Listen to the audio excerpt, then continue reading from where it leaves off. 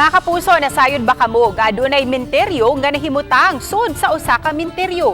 Kini ang lubnganan sa mga katsila nga gitawag og Asosasyon Benefica Española de Cebu. Kung asa kini, sayran nato pinaagi niining report. Sa wala masayod, adunay nilahi nga lubnganan sulod sa Carita Catholic Cemetery sa dakbayan sa Sugbo. Gamay ra na sa sementeryo nga bisan og nasulod sa Carita Cemetery apan dunay kural nga nag-uwang sa ubang mga lubong.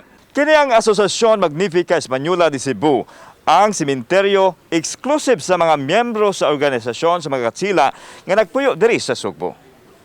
Ana kini kaugalingong gate nga matud pa sa caretaker butangan og flag sa Espanya ug Pilipinas panahon sa kalagkalag. Suma ni Jose Raganas nga ang iyang apuhan ang unang caretaker nini hangtod na sa iyang mga ginikanan ug siya na ang nagdumala sa Spanish Cemetery. Nagsugod ni 1914. Panahon pa ni sa akong mga apuhan. Madawat ka pong naglubong ang Benefica o membro ka sa ilang asosasyon. Usa sa labing karaan nga lubong adunay pitsa nga 1930. Apan doon na usay mga bag-o pang nalubong dinhi. Mga puro familia o miyembro sa Sirkulo Espanyol ang nalubong sa samang.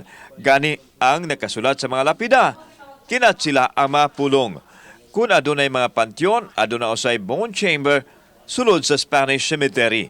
May mga kanyo dari nga naatay na hibungan, tayo na kanan, wala man. Way mga kanang makapanglimbawat sa balde. Wala man.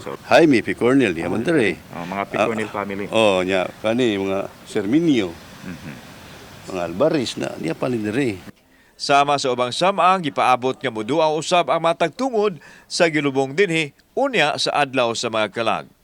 Kauban si Clover Lumayag, ako si Alan Domingo. Balitag, Bisdak.